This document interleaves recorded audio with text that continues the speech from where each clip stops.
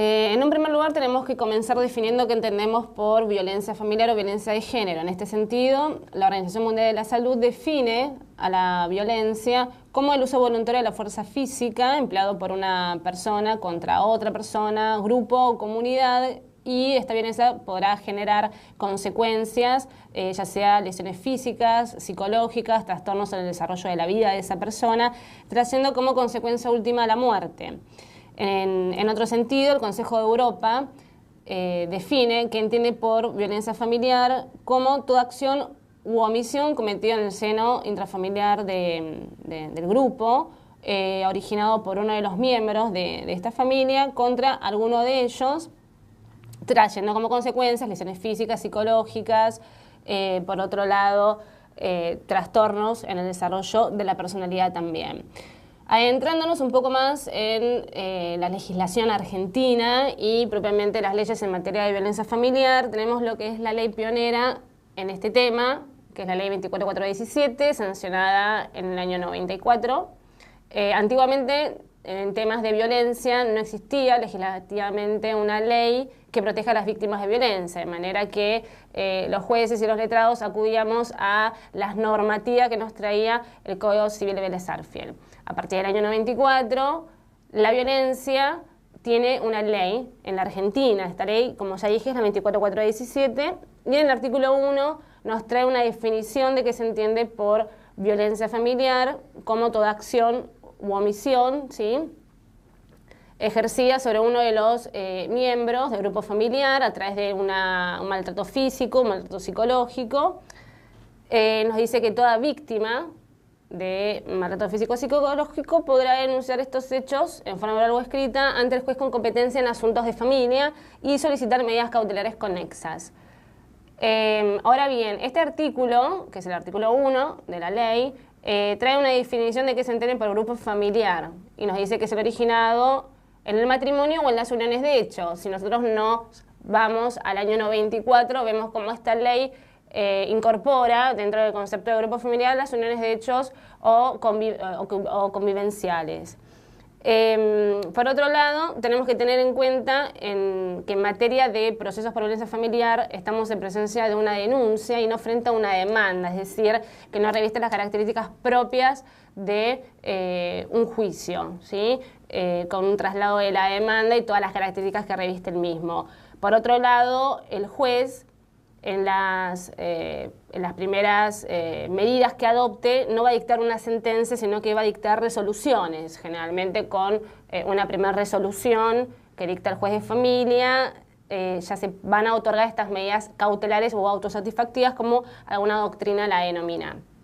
Por otro lado, y posteriormente, legislativamente, en el año 2009 se sanciona la ley 26485, conocida como ley de género. ¿Por qué es ley de género? Porque solamente se va a aplicar o protege a las niñas, a las adolescentes y a las mujeres, y no a los hombres, de manera tal que un hombre víctima de violencia intrafamiliar o familiar va a estar amparado por la primera ley, la ley 24417.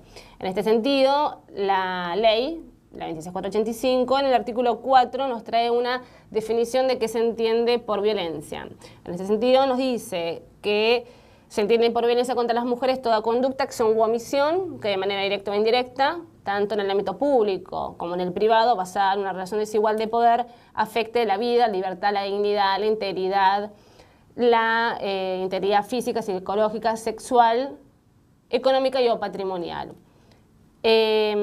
Como podemos ver, y ahora vamos a adentrarnos en los tipos de violencia, esta ley amplía la definición propiamente de violencia de género en este caso. En el ámbito bonaerense tenemos la ley 12.569, que el año pasado, en el mes de junio, fue modificada por la ley 14.509, y en el artículo 1 nos trae una definición de qué entiende por violencia familiar, como toda acción, omisión, abuso que afecte la vida, la libertad, la seguridad personal, la dignidad e integridad física, psicológica, sexual y económica. Esta ley, en cuanto al concepto en sí, a partir del año pasado trabajó mucho o incorporó muchos contenidos de la ley 26485, la ley de género, que es a los efectos por el cual se modificó el año pasado esta ley.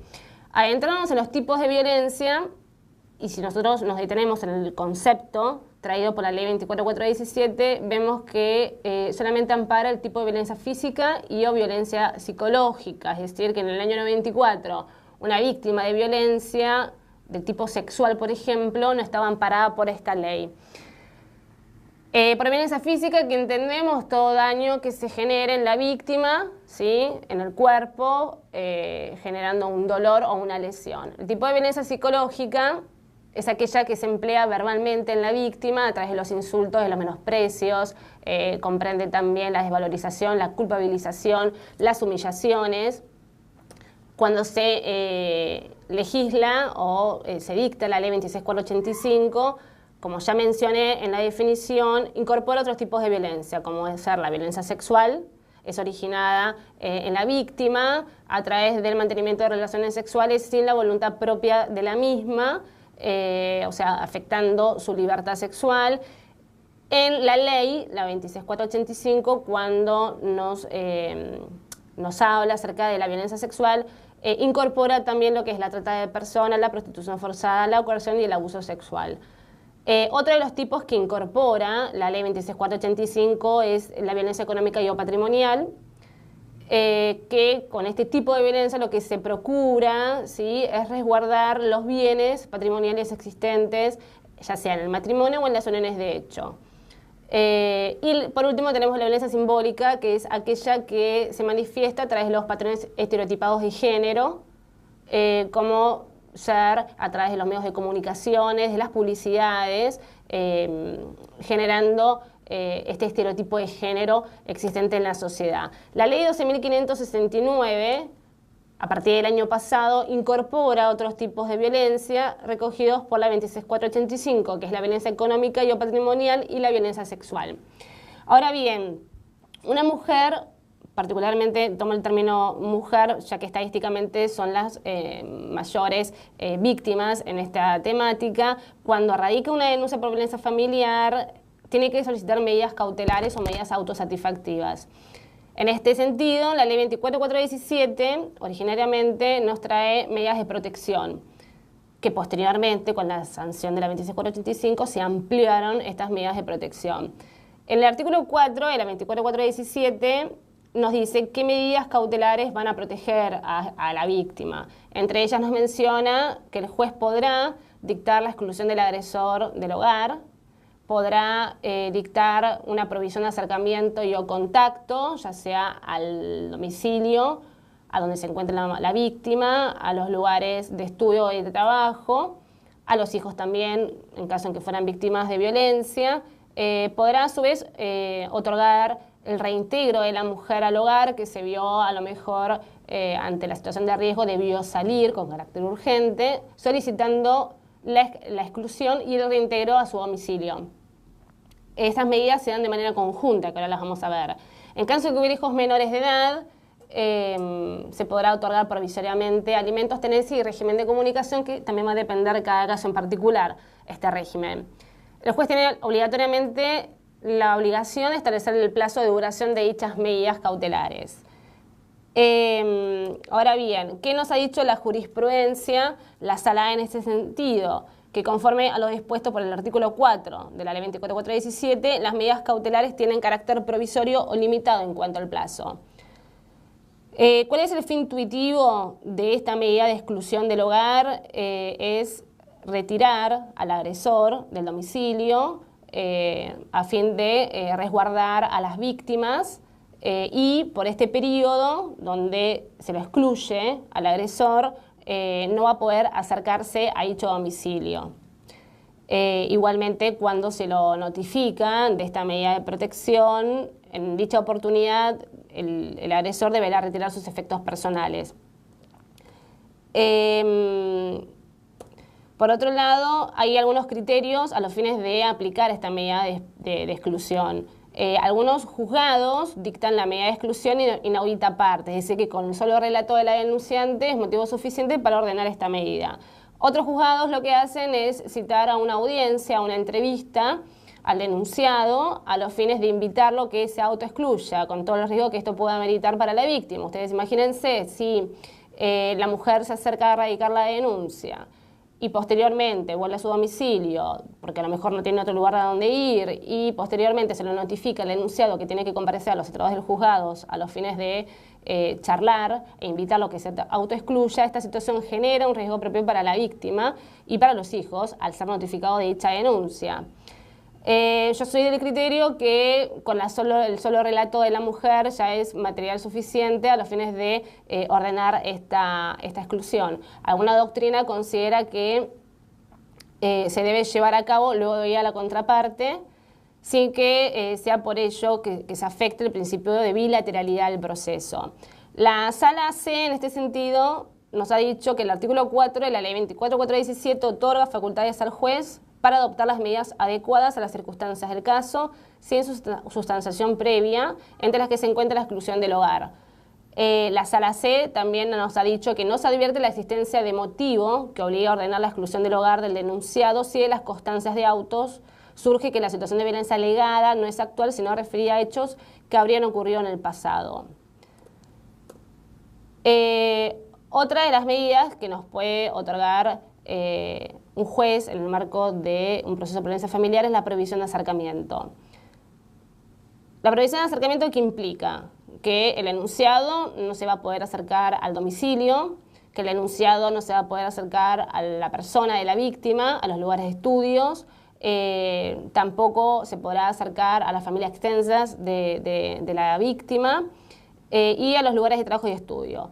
Esta prohibición de acercamiento se fija en un radio determinado, por ejemplo de 500 metros de donde ella se encuentre, y hoy en día los juzgados de familia suelen establecer en sus resoluciones que la prohibición de contacto importa también suspender todo contacto telefónico, por mensaje de texto, por WhatsApp, por Facebook, por correos electrónicos, ampliando el panorama de este tipo de medidas de protección. ¿Qué nos ha dicho la Sala al respecto? Corresponde confirmar la resolución del juez de grado que ante un hecho de violencia familiar aplicó la Ley 24.417 y le prohibió al denunciado el acceso al domicilio y sus cercanías de quien recibiera los maltratos, ya que un solo episodio de violencia puede revestir suficiente gravedad para acceder a esa normativa de protección. En el caso, la denunciante sufre hematomas y fractura de costilla, máxime teniendo en cuenta el carácter cautelar que reviste. Otra de las medidas de protección en el marco de los procesos de violencia familiar es la medida de reintegro al hogar. El propósito de esta medida es que, como ya comenté, en caso en que la víctima tuvo que huir de dicho domicilio por razones de riesgo, solicita, una vez que radica la denuncia, el reintegro al hogar. Esta medida se da de manera conjunta con la medida de exclusión del hogar. La Sala H en este sentido nos dijo, la exclusión de la vivienda del maltratante o la inclusión de las víctimas deben encaminarse en el mismo sentido en que operan todas las normas de protección de la vivienda familiar, que expresan especial preocupación por amparar a la persona que se encuentra en condiciones más desfavorables para conseguir albergue, tutelándose primordialmente al núcleo integrado por el progenitor y los hijos a su cargo. La Sala H, haciendo alusión a la medida de reintegro, nos dice que desde aplicación el artículo 4, inciso C de la Ley 24.417, ante la toma de conocimiento de los hechos que motivan la denuncia por parte del magistrado interviniente, pero no cuando ya han transcurrido más de 15 meses desde el inicio de estas actuaciones, es decir, que el reintegro, atento a las características que reviste un proceso de violencia familiar, debe ser solicitado en un primer momento cuando la mujer radique la denuncia. En caso de que existieran hijos menores de edad, el juez podrá, como nos dice la ley, fijar una cuota alimentaria provisoria. Tenemos que tener en cuenta que el fin intuitivo de una denuncia por violencia familiar es que ese es el riesgo y no particularmente fijar una cuota de alimentos. Es decir, que si una mujer se acerca a hacer una denuncia y focaliza la denuncia principalmente en que el juez le dé una cuota alimentaria, directamente el proceso va a caer, ¿sí? O sea que este tipo de medidas es complementaria a las medidas de protección. Y obviamente el monto que el juez vaya a pautar va a ser inferior a aquel que uno puede obtener a través de un juicio propio de alimentos en sí. En este sentido, la Sala E, refiriéndonos a los alimentos, nos dice, si el judicante fijó una cuota alimentaria a favor del niño, objeto de la violencia, con fundamento en lo dispuesto en el artículo 4, inciso D, de la Ley 24.417, por el término de 90 días, no parece congruente disponer en la misma providencia la finalización del trámite. Por su parte, la misma Sala en otro juicio, nos dice, ante una denuncia por violencia familiar, el juez deberá fijar los alimentos y la tenencia de los hijos en forma provisoria por un plazo prudencial. Es decir, que como ya dije, estas cuotas alimentarias que el juez pueda llegar a pautar en el marco del proceso serán por 30, 60 días, 90 días o 120 días. Igualmente se podrán prorrogar con el transcurrir del proceso. Otra de las medidas es la fijación de la tenencia del hijo menor de edad. En la generalidad de los casos, cuando se dicta una medida cautelar, a lo mejor de provisión de acercamiento o exclusión, se otorga conjuntamente como medida complementaria la tenencia provisoria de los hijos. En este sentido, la Sala C nos dice, resulta improcedente en un proceso iniciado a raíz de una denuncia por violencia familiar decidir en forma definitiva cuestiones vinculadas con el cambio en el ejercicio de la tenencia de menores, pero ello no obsta disponer en carácter preventivo y transitorio la designación de un guardador en los mismos. En el caso se dispuso que la abuela paterna ejerza el cargo de guardadora hasta tanto aparezcan salvados los innumerables escollos que trasunta la relación entre ambos padres, fijándose un régimen de visitas entre los menores y los padres. Es un fallo del año 2000. Dentro del marco del proceso por violencia familiar se podrá pautar también el régimen de comunicación, aunque hoy en día es llamado mal régimen de visitas, pero con la nueva ley civil el término se modificó a régimen de comunicación, ya que el padre no visita a los hijos, sino que se comunica, mantiene un lazo afectivo con el hijo. Dentro del proceso, conforme a las características del mismo, el juez podrá fijar un régimen de comunicación con el hijo, siempre teniendo en cuenta las características del proceso por violencia, ¿no? Ya que existen determinadas características que ameritan que el vínculo paterno-filial continúe suspendido, como ser los casos de abuso sexual infantil. En este sentido, la jurisprudencia nos ha dicho que no es el proceso de la ley sobre violencia familiar, por más amplias que sean las facultades de los jueces, el marco apropiado para la dilucidación del derecho de comunicación del padre y la hija, medidas propias del desarrollo del régimen de visitas, debiendo tramitarse en el proceso pertinente y no mediante el mecanismo de la ley sobre violencia familiar, que está específicamente acotado a otras situaciones. Este régimen de comunicación podrá ser suspendido. La medida cautelar que determinó la suspensión del régimen de visitas de la madre respecto de sus hijos menores a causa de las situaciones de violencia familiar generadas por aquella debe ser confirmada si no se evidencia en la progenitora un genuino cambio de actitud respecto de la situación vivenciada. En este caso, quien tenía la prohibición de acercamiento y suspendido el régimen de comunicación era la progenitora. En casos de abuso sexual infantil, la Sala J nos ha dicho interrumpir el contacto de un padre con sus hijos, en el caso por haber incurrido el progenitor en supuestos abusos sexuales, es una de las medidas más graves que puede dictar cualquier tribunal con competencia en asuntos de familia, y se lo puede dictar sin mantenerse cuando situaciones de especial relevancia lo justifiquen. Generalmente en la práctica, en casos de abuso sexual infantil y denuncias por violencia familiar, es sugerible que cuando se suspenda este régimen, hacer mención a la juzgado de instrucción y a la Fiscalía de Instrucción que intervenga, solicitando automáticamente y con carácter urgente la suspensión del régimen de comunicación hasta el dictado de la sentencia penal que se vaya a dictar en el marco de las actuaciones penales. La Sala J nos dice que es procedente denegar el pedido formulado por el padre para que se reanude el régimen de visitas y el contacto telefónico con sus hijos, un varón y dos nenas de 12, 9 y 6 años de edad, que se encuentran bajo el régimen de protección de persona en el que se prohibió hace 3 años el contacto de los menores con su padre por haber incurrido en estos supuestos abusos sexuales, pues los niños no son objetos que pueden ser luego de 3 años revinculados con el padre sin que sea el resultado final de las evaluaciones ordenadas por el magistrado al cuerpo médico forense, que podrían originar una nueva suspensión con el costo psicológico consiguiente. Estas medidas que acabo de mencionar son las que están contempladas hoy en día en la ley 24417. Sin perjuicio de ello, la ley 26485, aparte de su sanción, en el año 2009 dictó otras medidas más de protección.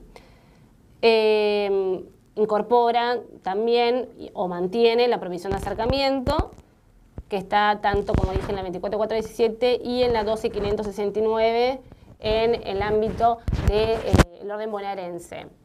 Por otro lado, otra de las medidas que incorporó la ley 26485 que también se encuentra vigente en el ámbito bonaerense, nos dice ordenar al presunto agresor que cese en los actos de perturbación o intimidación, ordenar la restitución inmediata de los efectos personales a la parte peticionante si se vio privada de los mismos, o sea que en el marco de una denuncia por violencia familiar, muchas veces la mujer lleva a cabo la denuncia, no quiere volver a su domicilio, pero dejó sus efectos personales en el hogar. Entonces se podrá solicitar el retiro de sus efectos personales, que esta medida se lleva a cabo con el acompañamiento de la fuerza pública. Otra de las medidas de protección que nos trae la ley de género y la ley en el ámbito bonaerense es prohibir al presunto agresor la compra y la tenencia de armas y ordenar el secuestro de las que estuvieran en su poder. Otra de las medidas es brindar a quien padece o ejerce violencia asistencia médica y o psicológica. También está vigente tanto en la 26485 como en el ámbito bonaerense.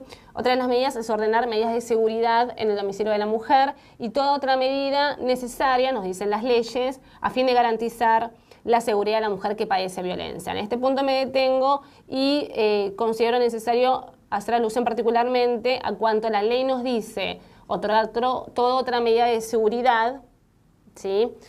O medida cautelar para asegurar la seguridad, para garantizar, quiero decir, la seguridad de la mujer, podemos hacer alusión a lo que hoy en día es conocido dispositivo botón de pánico o dispositivo de alerta a mujeres agredidas. En el ámbito capitalino, ¿sí? Es monitoreado por la Policía Metropolitana y la Brigada de Género, y en el ámbito bonaerense, si bien no existe específicamente este dispositivo, existe un sistema Android por el cual la víctima puede bajar a su celular esta aplicación, ¿no? ¿Cuál es la eficacia de esta medida de protección? Es otorgado dentro del marco de la violencia por cualquier tipo de violencia, ya sea física, psicológica o sexual, económica, y a través de una relación de pareja actual o previa, es decir, que no necesariamente la víctima puede disponer de este dispositivo, sí o sí tiene que convivir con el agresor, no necesariamente. ¿Frente a qué delito se otorga este dispositivo? Frente al delito de amenaza, frente al delito de hostigamiento, frente a el abuso y la violación. El ámbito de actuación, como ya dije, puede ser en el ámbito de la ciudad autónoma, o en el ámbito bonaerense, a través en algunos departamentos judiciales, hay una página web que es botonalertabuenosaires.com.ar, en donde a partir de allí la mujer puede descargar a su teléfono esta aplicación, ¿no? En el ámbito bonaerense, ¿qué es lo que va a poder hacer? Va a poder llevar a cabo llamadas al 911 de emergencia, podrá otorgar cualquier número que la víctima elija a los fines de poder comunicarse, podrá enviar mensajes de texto con coordenadas de GPS de su ubicación, enviar emails personalizados de texto de voz y publicar en Twitter la situación de alerta que pueda llegar a tener la víctima. ¿Frente a qué tipos de emergencias se aplica esta aplicación? Víctimas de hechos de violencia, urgencias médicas, adolescentes que se sientan amenazados, adultos mayores que estén perdidos y personas con discapacidad. Es decir, que no necesariamente esta protección es específico para la mujer víctima de violencia familiar o de género, a diferencia del dispositivo propiamente que existe hoy en día en el ámbito capitalino de ciudad, que es a lo cual yo me voy a detener en este punto, particularmente en el dispositivo de actuación en la ciudad autónoma. En este caso, la víctima mujer deberá ser, digamos, requisito sine qua non que resida en el ámbito de la ciudad autónoma para poder gozar de esta medida de protección. Es otorgado ya sea en el ámbito civil o en el ámbito penal ante un riesgo alto o altísimo. Se lleva a cabo previo a la entrega del dispositivo una evaluación de riesgo que es llevada a cabo por la OFABIT, la Oficina de Asistencia a la Víctima y al Testigo, y en el ámbito civil por el equipo de evaluación que cuenta la Oficina de Violencia Doméstica. ¿Cuál es el propósito de la evaluación de riesgo? Es, graduar el riesgo en el cual se encuentre subsumida la mujer víctima de violencia a fin de tener un panorama de, el riesgo en cual ella se encuentre subsumida. ¿Cuál es el plazo de otorgamiento de esta medida de protección? Las fiscalías de la ciudad autónoma generalmente suelen otorgar esta medida de protección por el plazo de 60 días, pero no necesariamente, ya que el juez de familia, si lo dispone en una de sus resoluciones, podrá disponerlo sin plazo. La UFABIT, en el ámbito de las fiscalías de ciudad, podrá establecer medidas adicionales de protección. Estas medidas adicionales es lo que ya mencioné anteriormente, una provisión de acercamiento, por ejemplo. Cuando la Fiscalía formula, digamos, la solicitud de este dispositivo de protección, botón de pánico, tiene que completar una serie de datos, como por ejemplo qué Fiscalía interviene, individualizar la causa, datos filatorios de la víctima, datos relativos del inmueble donde ella se encuentre, teléfonos de contacto y solicitará el otorgamiento del botón de pánico como medida de seguridad en forma concreta y categórica, consignando que es una causa de violencia doméstica y a su vez librará oficio a la Policía Federal Argentina. Es de suma utilidad y va a ayudar ante la situación de emergencia si la mujer, digamos, brinda datos que la Fiscalía a su vez va a tener que remitir a la central de alarma, que ahora vamos a ver, cómo hacer fotos de la víctima, victimario, todo dato que sirva a fin de conocer la problemática planteada ante la situación de emergencia, datos de composición de la familia, datos laborales, datos del denunciado y ocupación del mismo. ¿Cómo se va a solicitar el botón de pánico en día u horario inhábil? En este caso se podrá otorgar prescindiendo de la evaluación de riesgo, es decir, que no necesariamente la Fiscalía debe contar con la evaluación de riesgo a los fines de solicitar posteriormente el botón de pánico, sin perjuicio que después se pueda llevar a cabo. Por otro lado, una vez que se recepciona, ¿sí?, el botón de pánico, es otorgado, ¿sí?, a través de la Asesoría General de la Policía Metropolitana, a través de correo electrónico que es asesoriageneral@buenosaires.gov.ar en días y horarios inhábiles. La policía igualmente podrá otorgar el dispositivo a través de un 0800. Una vez que se recepcionó en el ámbito de ciudad este correo electrónico, ¿sí?, el área central de alarmas de la Policía Metropolitana va a cotejar los datos, ¿sí?, y va a articular con la FABIT a los fines de hacer la entrega del dispositivo. ¿En qué horario lo entregan? El dispositivo en el horario de 8 a 20 horas. Se lleva a cabo se levanta un acta, ¿sí?, donde se colocan una serie de datos que ahora vamos a ver. En días inhábiles la mujer podrá solicitar el dispositivo, podrá ir a retirarlo, sí lo podrá hacer a través de las comisarías comunales de la Policía Metropolitana que tenga más cercana al domicilio de la víctima. Cuando este dispositivo es entregado, se le practica una fotografía a la víctima a fin de identificarla ante la situación de emergencia. Se le entrega un instructivo acerca del funcionamiento del botón de pánico y se le sugiere tenerlo siempre encendido, ya que ahora lo vamos a ver, es similar a un teléfono, ¿sí? O sea, siempre lo debe tener cargado con batería y lo debe tener encendido. Se va a elaborar un acta donde se van a colocar números de teléfono alternativo, domicilio particular, la prohibición de entrega del dispositivo a cualquier otra persona sin la autorización de la Policía Metropolitana, responsabilidad sobre su uso y conservación, requerimiento a la víctima de que informe si tomará vacaciones, y en cuyo caso deberá denunciar e informar a la central de alarmas de la Policía Metropolitana cuál va a ser el domicilio donde ella va a habitar. Y se le va a avisar que la podrán llamar en cualquier momento o cualquier hora del día a los fines de cotejar y verificar el funcionamiento del dispositivo. Cuando la mujer arriba a su domicilio, se genera una comunicación telefónica entre la central de alarmas de la Policía Metropolitana con ella a los fines de corroborar qué cobertura celular tiene en ese domicilio. Es la Brigada de Género de la Policía Metropolitana quien deberá llevar a cabo informes mensualmente a los FABIT a los fines de cotejar o evaluar cuáles son las causas donde el dispositivo se encuentra en funcionamiento, ¿no? Y evaluar a lo mejor el retiro del mismo, aunque generalmente, esto no, si bien está en el protocolo de actuación de la Policía Metropolitana, no necesariamente se lleve a cabo, ¿no? ¿Cómo funciona este botón de pánico, dispositivo de alerta a mujeres agredidas? Es similar a un celular, tiene un botón en el centro, que es el botón de alarmas SOS, tiene funciones de telefonía celular, tiene una tecla de encendido, botones de volumen, una tecla de fin de llamado y ante la emergencia la mujer presiona el botón que se encuentra en el medio, lo mantiene presionado por unos segundos, el mismo vibra y se genera una comunicación telefónica con la central de alarmas de la Policía Metropolitana. En esa oportunidad el operador escucha todo lo que esté sucediendo en ese espacio y se genera una comunicación con la Policía Federal a los fines de acercarse al domicilio.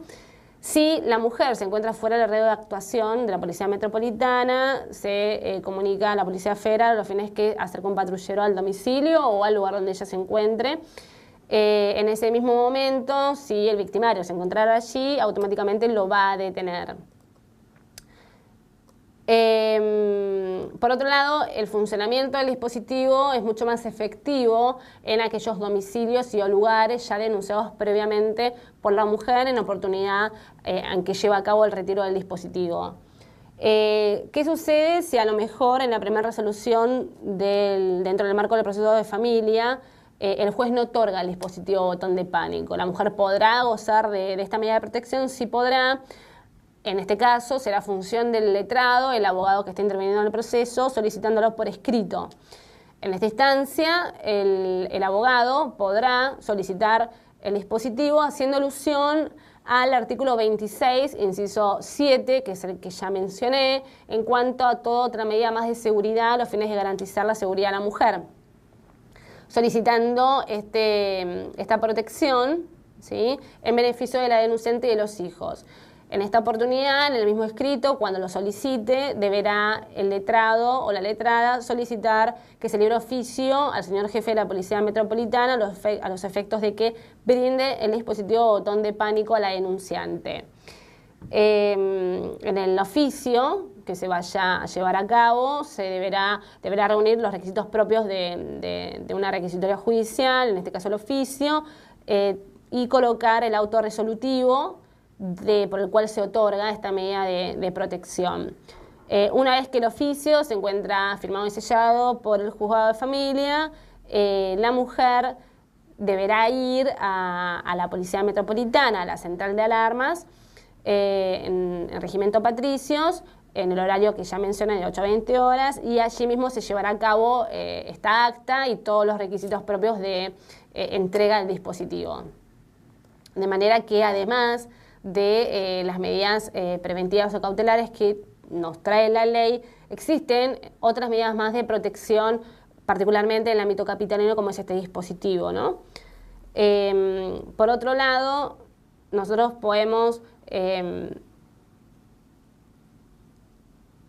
ya vimos lo que son las medidas de protección, vimos también los tipos de violencia, las medidas adicionales, como sea el dispositivo botón de pánico.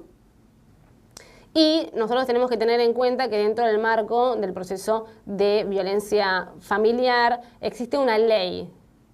Esta ley, existe una audiencia en donde, conforme a la ley 24417, está estipulada en el artículo 5. Este artículo 5 nos trae el informe de interacción familiar, que es el que se deberá llevar a cabo dentro del marco de un proceso por violencia familiar. Pero bien, este informe de interacción familiar se notifica a las partes a través de una audiencia, que es la audiencia del artículo 5. Esta audiencia del artículo 5 nos dice, la ley 24417, que es a los fines de, además de notificar a las partes de este informe de interacción familiar, se llevarán a cabo determinados acuerdos, es decir, que reviste las características de una mediación dentro del marco del proceso por violencia familiar. Ahora bien, ¿cómo podemos llegar a considerar la noción de mediación, de mediar? Lo podemos decir que puede ser descrito como un proceso facilitador de conversaciones a través de un operador especialmente capacitado para ello, ¿sí? Un operador, no el juez. La propia ley nos habla de que el juez convocará a las partes en audiencia de mediación. La doctrina que ha dicho al respecto que la mediación se vuelve especialmente relevante porque la relación entre todos los integrantes del grupo familiar se distingue por la incomunicación y el aislamiento, en tanto la conversación se encuentra ausente, interrumpida y alterada. Estamos en presencia de una etapa del proceso, ¿sí?, de un ciclo de la violencia, un periodo en donde la familia se encuentra en crisis, de manera que debemos como tal ayudar a disminuir a que ese es el riesgo que impera en todo el grupo conviviente, arbitrando los medios necesarios para su protección. La doctrina nos dice, la mediación en casos de violencia doméstica se sustenta que establece una igualdad formal entre las partes, ignorando, minimizando con lo que se destruiría el contexto. ¿Qué desventajas existen? ¿Qué desventajas existen si nosotros lleváramos a cabo una mediación en el marco de una denuncia por violencia familiar?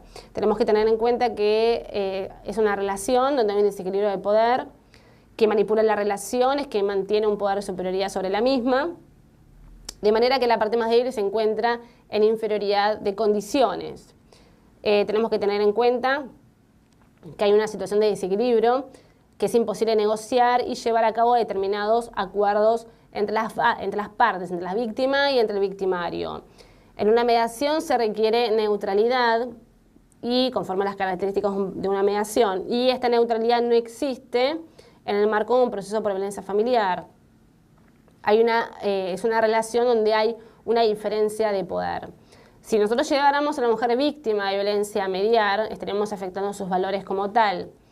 La doctora Weimaster nos ha dicho que en una mediación víctima y victimario son equiparados y el resultado podría ser que la mediación concluyera en acuerdo no explicitado seguramente sobre la mesa de trabajo, cuyo significado para la víctima sea haber negociado cuánta violencia está dispuesta a soportar, un poco más o un poco menos que la llevó a mediar. ¿Cuál es el estado anímico de la mujer en una instancia, en un proceso por violencia familiar? La mujer no se encuentra fortalecida, no se encuentra empoderada, se encuentra con miedo y desprotección. No están dadas las condiciones físicas, psicológicas, anímicas y morales como para que pueda enfrentar cara a cara al victimario, al denunciado. Las leyes de protección contra la violencia familiar nos dice en el artículo 5 que el juez deberá llevar a cabo una audiencia de mediación. Ahora bien, la ley 26485, aparte de su sanción en el año 2009, en el artículo 28, prohíbe todo tipo de mediación en un proceso por violencia familiar. Y el artículo 11 de la ley 12569, a partir de la incorporación el año pasado, con la 14509, prohíbe todo tipo de mediación y conciliación en los procesos por violencia familiar. ¿Qué nos dice la 24417? Que dentro de las 48 horas de adoptadas las medidas, el juez convocará a las partes a una audiencia de mediación, teniendo en cuenta el informe del artículo 3. En dicha audiencia se va a poner en conocimiento a las partes de este informe de interacción familiar, a los cuales arribó el cuerpo interdisciplinario. ¿De qué se notifican a estas partes en esa audiencia? De sus dificultades, de sus conflictos, de sus modalidades de interacción familiar. ¿Cuál va a ser el objeto del informe de interacción familiar? Evaluar, ¿sí?, la vinculación de todos los integrantes del grupo familiar, su conflictiva, su modalidad de resolución de conflictos, de comunicación, cómo circula esa comunicación y qué se acuerda en esa audiencia. Conforme a las características, un régimen de comunicación, alimentos, en caso de que hubiera hijos también, y que las partes, instar a las partes a llevar a cabo determinados tratamientos psicológicos o por adicciones conforme a las aristas que pueda tener el proceso. ¿Cómo se lleva a cabo estas audiencias? Citando a la víctima y al victimario en un mismo recinto y tratando de arribar a determinados acuerdos. Por su parte, el artículo 28, pese a lo que estipula el artículo 5 de la 24417, prohíbe los acuerdos de mediación en violencia familiar, de la misma manera que también lo prohíbe el artículo 11. El artículo dice: en dicha audiencia, escuchar a las partes por separado bajo pena de nulidad, quedando prohibidas las audiencias de mediación o conciliación. Por lo tanto, la doctrina ha considerado, a través de la audiencia del artículo 5, se coloca a las partes en un mismo nivel y se negocia un acuerdo sobre un comportamiento futuro. Al convocar a las partes a esta audiencia, se produce una equiparación o igualdad de condiciones para negociar o acordar cláusulas que suelen ser desfavorables para la víctima, porque suponen equivocadamente que la persona que ha sido víctima de maltrato y abuso de poder está en igualdad de condiciones. Pero ¿cuáles son las diferencias? La mujer que no tiene trabajo no podrá afrontar todos los gastos de educación y salud sin la colaboración más amplia que la mera cuota por alimentos. Aquella mujer que ha sido severamente lesionada difícilmente puede o quiera dialogar con dicho agresor. Sin perjuicio de estas prohibiciones estipuladas en la ley 26485 y en el ámbito capitalino por la 12569, hoy en día la justicia sigue convocando a mediar a la víctima y al victimario, poniendo cara a cara a la denunciante y al denunciado. Generalmente, en dicha audiencia, es la primera oportunidad donde la mujer, luego de un tiempo, mantiene un primer contacto con el denunciado, ¿sí? Con quien le produjo un daño, con quien le amenazó tal vez con prenderla a fuego, con quien tiene reiterados comportamientos violentos. A pesar de todas estas actitudes, son convocados a negociar, minimizando lo plasmado en el acta de la primera denuncia. En la mayoría de los casos, cuando la mujer es notificada a presentarse a esta audiencia por el artículo 5, se acerca al estudio, al letrado o al centro de atención manifestando su temor, su miedo en querer tener contacto con él, ¿sí? En verlo. Ante esta situación y circunstancia, ¿cuál va a ser el rol del abogado que esté presente en este proceso por violencia familiar? Presentar un escrito en el marco de la denuncia, estableciendo que por el artículo 28, dentro del ámbito capitalino de la 26485 o el artículo 11 de la 12569, sean convocados en días distintos y hacer una transcripción pertinente de dicho artículo.